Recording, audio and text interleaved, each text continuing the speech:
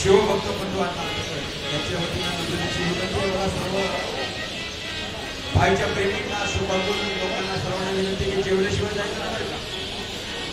महाप्रसाद घरी आहे, राहत्या घरी यावं ही विनंती आहे.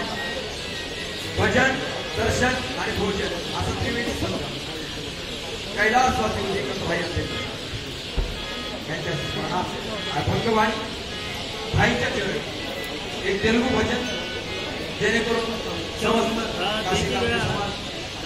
महाराष्ट्र जोशी समाज,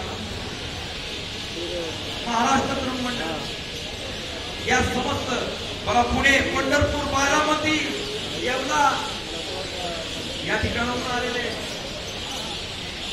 ऐकूया एक तेलुगू भजन.